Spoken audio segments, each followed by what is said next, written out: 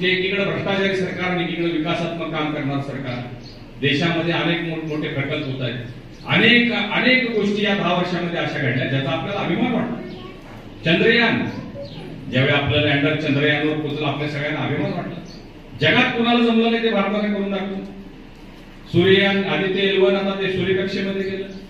राम मंदिराचा प्रश्न आपण स्वप्न पाहिलं होतं कधी होणार का नाही वाटत होतं. राम मंदिर पूर्ण झालं. 370 कलम काश्मीरमध्ये हटल का नाही. तुम्ही म्हणणार 370 कलम काश्मीरचा आमच्या कोल्हापूरचा काय संबंध. संबंध आहे आपला, कारण काश्मीर आपल्या भारताचा भाग आहे. काँग्रेसने सोडून दिलं होतं.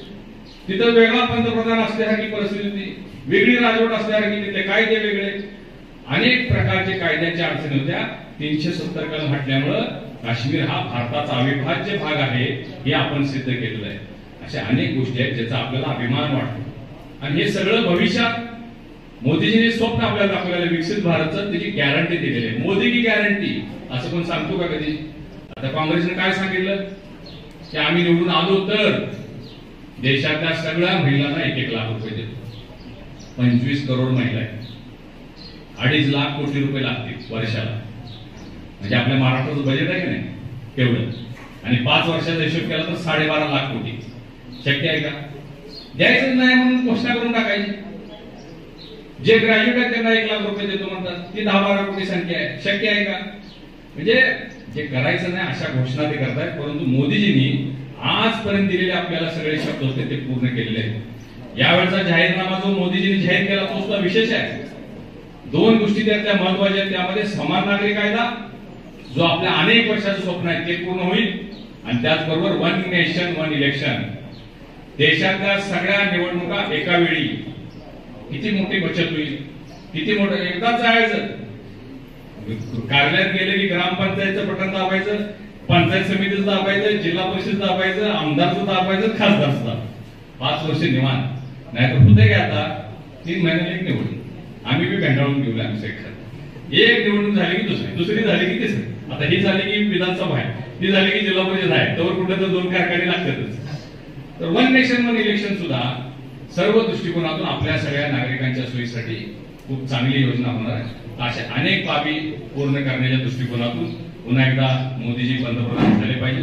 त्यासाठी आपला आशीर्वाद मंडलिक साहेबांच्या पाठीशी असावा. त्यांना त्यांच्या घरातून बाळकडू राजकारणाचं मिळालेलं आहे, समाजकारणाचं मिळालेलं आहे. ते स्वतः प्राध्यापक आहेत, उच्च शिक्षित आहेत आणि चांगलं काम केलेलं आहे. खरं म्हणजे ते विरोधक जे आहेत ते प्रोपगंडा करतात किंवा प्रसिद्धी करतात की मंडलिक साहेब भेटतच नव्हते, मंडलिक साहेबांनी निधीच दिला नाही, ते भाषणात बोलले नाही. या तालुक्यामध्ये सुद्धा प्रचंड निधी त्यांनी दिलेला आहे. परंतु ते पब्लिसिटीमध्ये कमी पडली. पब्लिसिटीच्या भानगडी ते पडले. पब्लिसिटी सगळा ठेका बावडेकरांकडे होता. एकटेच पब्लिसिटी स्वतःचीच करायची फंड ह्यांचा.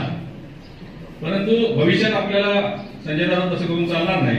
जे काम केलंय त्याच्यावर तुमचं नाव, तुमची पाठी, तुमचा बोर्ड लागला पाहिजे. नाहीतर पुन्हा लोकांना असा गैरसमज होऊ नये.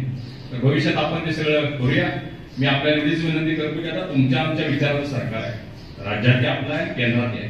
जे मागल ते पाहिजे तसा विकास निधी देण्याचं काम हे सरकार करतंय. आमदार तुमचे आहेत. या तालुक्यात तर मला वाटतंय KP पाटील साहेब आपल्यासोबत आहेत, आंबेडकर साहेब आपल्यासोबत आहेत.